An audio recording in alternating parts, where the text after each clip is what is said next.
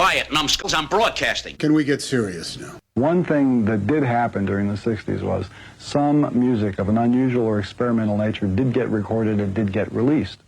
Now look at who the executives were in those companies at those times. Not hip young guys. These were cigar-chomping old guys who looked at the product that came and said, I don't know. Who knows what it is? Record it, stick it out. If it sells, all right. We were better off with those guys than we are now with the supposedly hip young executives who are making the decisions of what people should see and hear in the marketplace. Success in the music business begins with a dream, a vision. This podcast will give you, the listener, the insight and tools to turn that vision into a reality. Meet the industry professionals who work day by day behind the scenes, helping to make those dreams come true. Welcome to the business side of music. Hey, you're listening to this edition of the business side of music. In the studio with us today is, I'm going to call him a young man because he's younger than me. We'll leave it at that. I actually met this gentleman, I don't know, 5, 6, 7 years ago, something like that. It was a last-minute phone call. We had an artist that was performing during CMA Music Fest, and the other guitarist had backed out, and I called Jason Ahlbrandt and said, Jason, hey, can you do this? And you were like, sure, when? And I said, it's like tomorrow, and you knocked it out. So, hey, Jason, welcome to the show. Thanks for having me. Yeah, this is great. It's good to catch up to you. And obviously, you know, Nashville has changed, and of course, your family's growing like crazy now. Yep. You've got some new things going on. When you and I first met and you were playing guitar with this one artist that we were working with, you had a whole lot of things getting ready to take place in your life. You've released a couple albums. Yep. And then you've also done some playing with some pretty cool artists out there. Yeah. Let's go back to the very beginning. How did you get started in the music business? It's a question we always ask our guests. Yeah. Well, I moved to Nashville in 2004. I had a band that I was kind of the front man of, singer, songwriter. And did they have a deal? Is that what brought you? Or? We didn't. We just kind of wanted to get where the action was, and and kind of knew if we wanted to have any chance at all, get out of where we were. We come from a small town, Erie, Pennsylvania. Yeah. Oh, not that small. Cold, but not very that small. Cold, yeah. Very cold. We're small because we're all shriveled up from the cold. But yeah, we did want to get out of the weather was part of it too, to be honest. But yeah, we moved to Nashville and. Just started playing, we were traveling up there as well, traveling around the region, and we came down here and also kept touring around doing kind of self-made type stuff. Yeah. We were just going around to little clubs and youth group type things in churches, that kind of stuff, anything we could do. And eventually met a guy who helped us kind of get a foot in the door at a record label, one of the Christian record labels here. One thing led to another. We ended up showcasing, doing some things.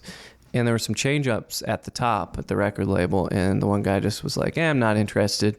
So it's kind of a classic story, I guess, in some ways. Get the deal, but don't really get the deal. Yeah, we did. Yeah. We never really ultimately signed anything. It was just kind of like let's develop you. Let's start writing with some of the staff writers here, which was a good experience and fun, and I enjoyed it. But it's at that time that, you know, I kind of discovered some new things about myself and moved into some different areas of music and realized what I was really, really here to do, I think. You know, and when you talk about moving in different areas of music, one of the things that I thought was kind of cool was we had actually worked with an artist.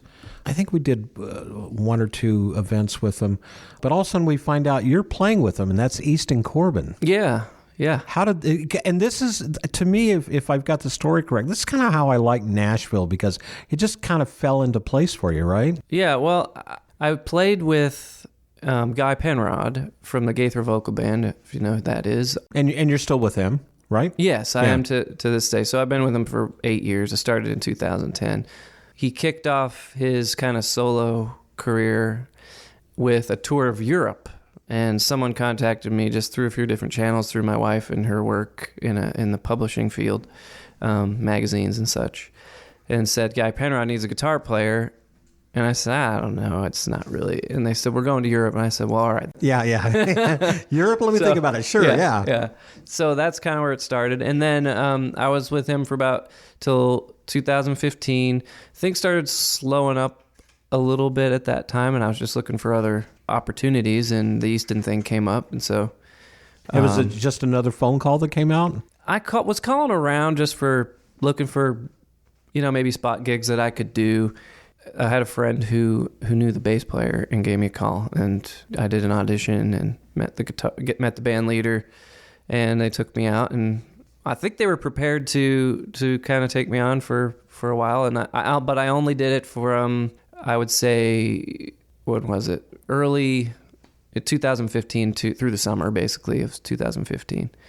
I just felt like at that point, we had our second child, and I wanted to get a little less time on the road. It was a little more than I bargained for, but I had a great experience, And you're on television. I think we saw you on Good Morning America or Fox and Friends. Today Show, yeah. Today Show, that's what it was, Yeah, that was fun, and got to do that. It was one of those things, you dream of doing that kind of stuff. And then, of course, you've had a couple albums you've been working on. Yeah. The one album I remember in particular, and it is your Christmas project. Yeah.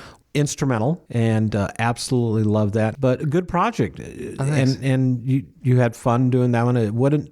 What gave you the idea? What inspired you to go ahead and do a Christmas project? Honestly, it's the market that I'm exposed to on a regular basis. So the first album I put out was a lullabies one, and that came out of the older kind of crowd that Guy has. It's, probably 50 plus. And I'm thinking, like, what are you saying? Us old people need to be lullabied to sleep? No. I was thinking, what would they like? They don't really know me, but they see me with him. And Guy's very nice. He, he said, if you ever have a project, throw it out on the table. And I thought, well, that's an invitation. I'll get something together. I'm going to go ahead and create one. Yeah. So it's been a really good thing. So when you say it's a lullaby project, what is it? I guess I thought it's just acoustic guitar, really soft, kind of lullabies and kids songs. Almost kind of maybe like ambient, or I don't want to say new age because that's really... Yeah, maybe like on that line, kind of Phil Keggy-ish fingerstyle Something guitar. You'd hear on the Spa channel on Sirius XM. Yeah, that kind of stuff. And, my thinking was, these people have grandkids, and that might be a good thing. So, I'm always thinking practically, if I'm going to make something, is it going to be listenable? And that album, of course, is called Acoustic Lullabies? Acoustic Lullabies, yeah. And so to answer your question, I just kind of followed that up with the next most logical thing in my mind, which was something that I could actually get out there that people would want to listen to. Christmas classics. Yeah. So I thought Christmas music would be a good thing. And I think it is too. Let's jump back for a little bit with Acoustic Lullabies, because that's new to me, and I want to talk about that one for a minute. Your original materials, or did you take lullabies and redo them in an instrumental basis? Or? Yeah, I took well-known, kids songs, mostly, it was like all public domain type stuff. Right. Except for maybe one or two. And just, usually I like to take the main melody and introduce that, and then go off and maybe play a little guitar solo improvisation type thing. Right, all finger picking style. Yeah. So, most stuff for me is an excuse to get to the guitar solo. So it's like if I can kind of vamp off of it. There's nothing wrong with that. Yeah. So, absolutely. And it's done well. I think it's, I have a lot of people come to me like, this helps my kid go right to sleep. And it's something I think people put on Spotify, and we'll let it loop. So you don't get a whole lot of dough from that. But if you put it on repeat. Yeah. Let's play one of those songs. Here's a cut off of the Acoustic Lullaby. Jason Ahlbrandt, Itsy Bitsy Spider.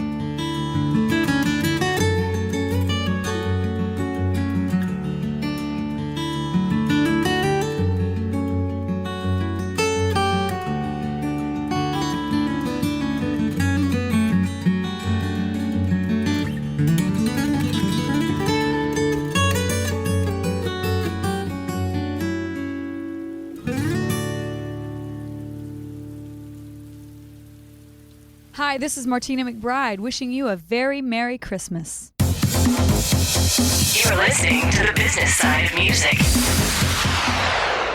Nashville Zoo comes to life at night with magical glowing animals, gigantic flower gardens, colossal Chinese figures, and a 200-foot-long dragon. It's Zoolumination, Chinese Festival of Lights. Meet Santa in a 2-story holiday village with a towering Christmas tree and giant train. More than 500 lanterns spread across the zoo, making this the largest lantern event in the country. Come experience this 800-year-old tradition, Zoolumination, November 15th through February 2nd. Learn more at nashvillezoo.org. Hi everyone, I'm Larry Butler, and I want to send you a free digital copy of my new book, The Singer-Songwriter Rulebook, 101 Ways to Help You Improve Your Chances of Success. That's right, everything you need to know to launch your career as a singer-songwriter, all based on my 40 years in the live performance arena, and believe me, I've seen it all.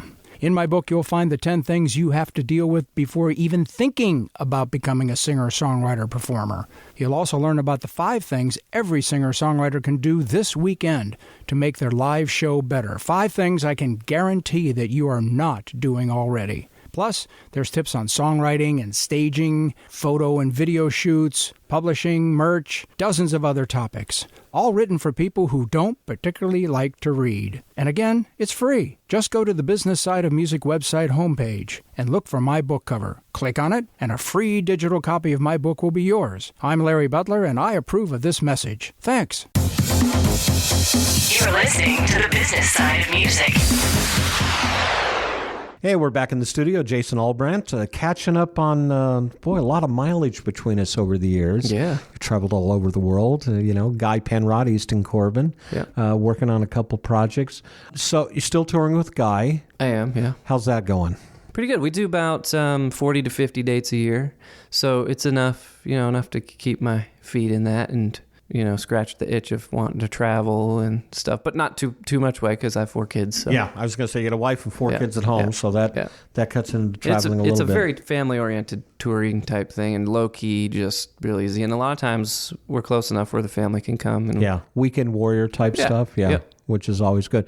Yeah, that's one of the things I always loved about Nashville is if you're located here, you can go out of town and come back and visit about 7 states in about 3 days, and you're done. That's right. Yeah. You have a new project coming out, the Hymns Project. Yeah.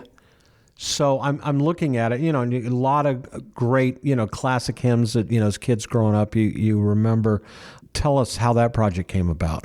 Again, another kind of catering to my audience. I'm real practical when it comes down to that. Something Guy, I learned a lot from Guy actually. He likes to say, and this probably came from Bill Gaither, I assume. You want to put the cookies on the shelf where people can reach them, basically. So just kind of having a business head for me, I think practically about it, and it's just a good thing.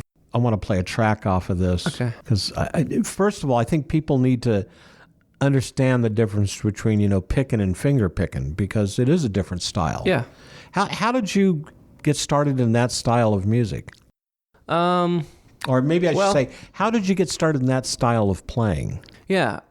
Really, I kind of come from a background of classical guitar, to be honest. And that got put to the side when I kind of moved to Nashville and started playing more electric guitar. Who inspired you to, classical guitar, that's so different than rock and roll or country, electric versus acoustic? I don't know. I think it was by necessity in some ways. Yeah. I went to a college that it was like I wanted to go to music school, but wanted to stay where I was at the time because my wife and I got married young in college years. So I went to a school that was a classical school, and they had a classical guitar program. I was the only student there for guitar, actually. So it was kind of nice. I had personalized instruction. I went 2 years and decided to kind of move on, and it was a performance degree. I never really finished, but I moved to Nashville and started working, and that kind of gets the right hand technique thing that I had. Right. Now, adding the thumb pick was another thing, and that was inspired by hearing like Tommy Emmanuel and other folks who are doing that kind of thing. But he's one of the main guys, and I've always loved Phil Keaggy, big inspiration to me, and he does a lot of fingerstyle type stuff. So really it was when I made a realization I need to get back to where I came from, some of my roots, and what I cut my teeth on growing up. Something that you feel at home doing. Yeah, it felt natural to me to do more instrumental music. Because, like I said, I came to town with a band and thought that was what I wanted to do. And, yeah. It's interesting when certain little failures or places that you go that don't work out kind of push you into the right direction sometimes. If you're just willing to keep pushing forward, you'll slide into the right place where you're supposed to be, or the right doors open. So how's Nashville these days, versus when you first came here, for that independent musician, that independent artist? Have you seen a lot of changes? It's hard to say, I guess, because I'm in a different place, I think. I think as the technology improved and as it got a little easier and more accessible, it became easier to do what we do as an independent artist. Because I found it challenging a lot of times to get maybe a good recording done with anybody on a budget, back in the early 2000s. Right. And not probably because I didn't know anybody either when I got here. I didn't know anybody, but if you stick around long enough, you get to know people and all that stuff. And that seems to be the key component here, and we talk about that a lot. It is networking, knowing people. Yeah. Right. Yeah. You start to, all the dots start to connect at some point. You know this person, you meet that person through that person, and you shouldn't give up. Right. Exactly. Yeah. That's all really 80% of it. Yeah. I think. Exactly. Yeah. Let's go ahead and play a cut off of this album, Hymns Project. That is the correct title, right? Hymns Project? Yep. Come Thou Fount? Yeah, it's great. It's kind of like another inspiration to me, Eric Johnson. Oh, yeah. It's a kind of Eric Johnson-esque type electric That's a good way to put it. Yeah, it's got some acoustic and electric in it. Yeah, cool. Well, let's listen to that here on the Business Side of Music.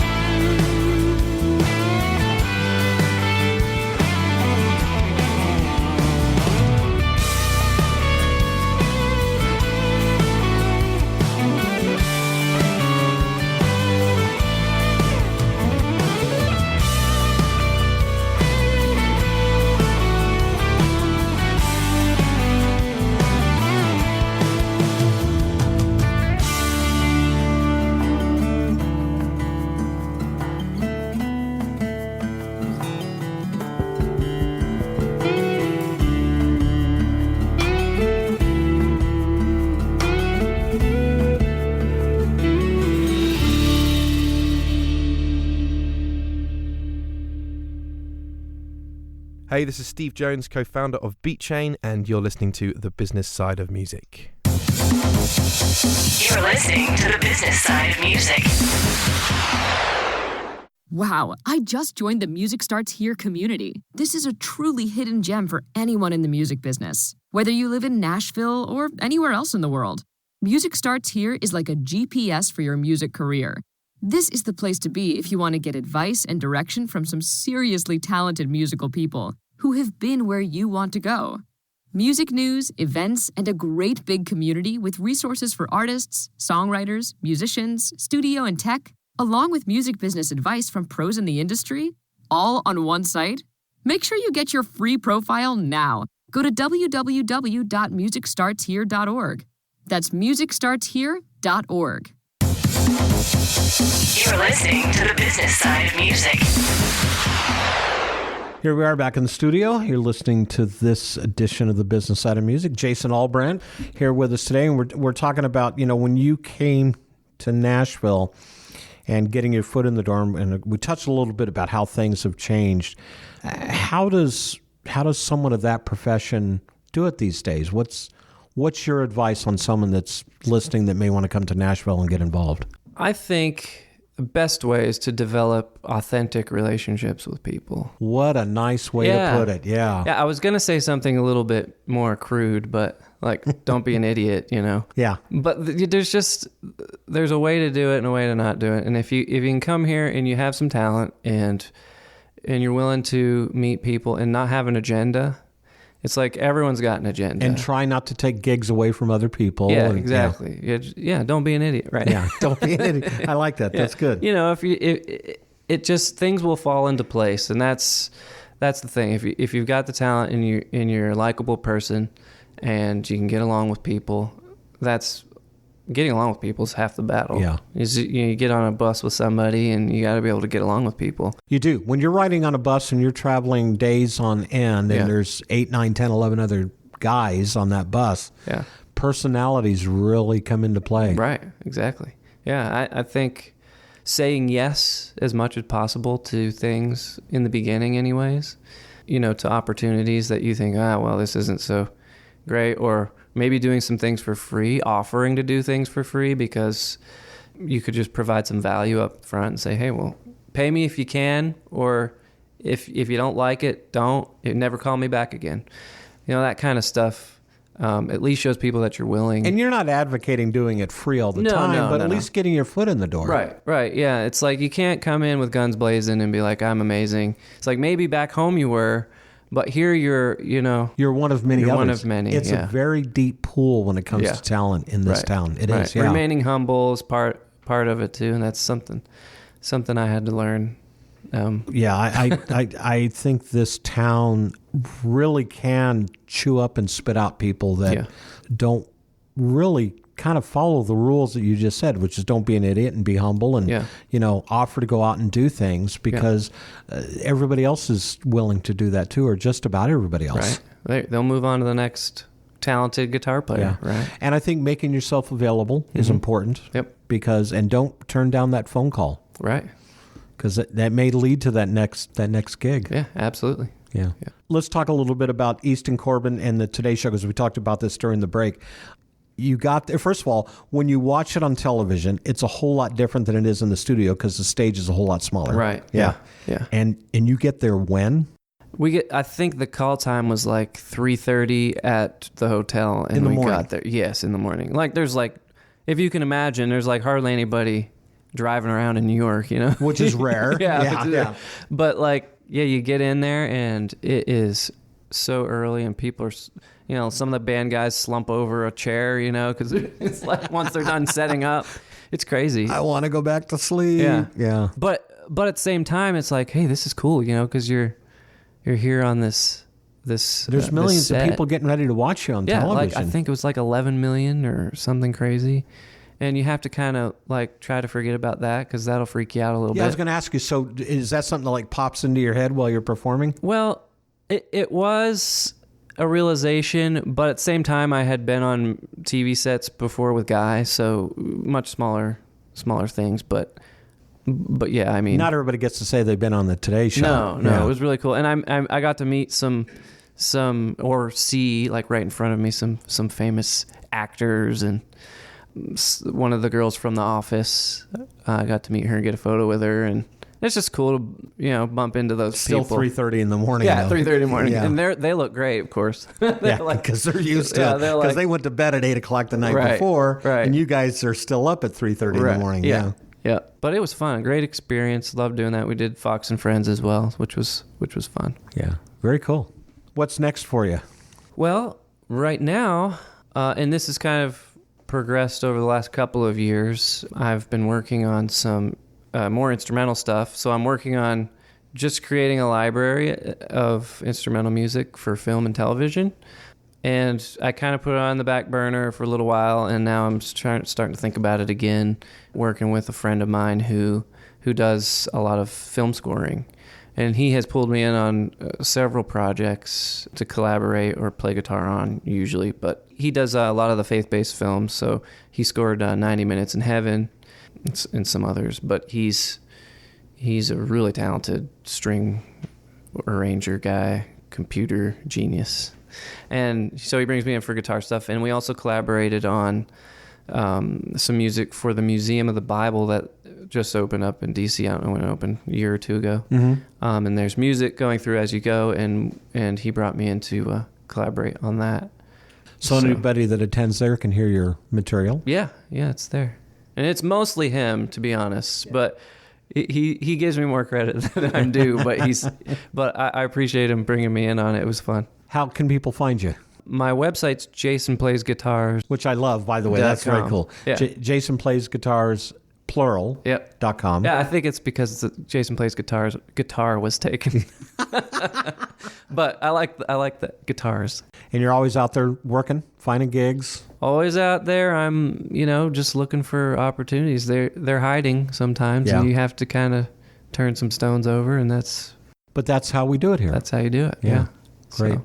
Thanks for being on the show. Yeah, thanks for having me. Don't forget to check out our affiliates, including Lab Canna, fine hemp products since 2014. Click on their link on our website for more information and how to order their product line. Click on our website link to get a free digital copy of Larry Butler's new rule book for singers and songwriters, 101 Ways to Help Improve Your Chances of Success. Also, check out our other affiliate, Music Starts Here. You can find them at musicstartshere.org. Probably the best one-stop shop for the singer, songwriter, or aspiring musician who's relocating to Nashville or wants to. Last but not least, shameless plug for this podcast. Become a YouTube subscriber by going to the Business Side of Music page. You can hear all of our released episodes there. Also, check out our website at businesssideofmusic.com. Follow us on Facebook at the Business Side of Music Podcast and on Twitter at Biz Side of Music. The Business Side of Music is the creation of Tom Sabella and Tracy Snow and is produced by Bob Bender. The Business Side of Music is recorded at Music Dog Studios in Los Angeles, California and Nashville, Tennessee. Production sound design by Keith Stark. Voiceover and promo by Lisa Busan.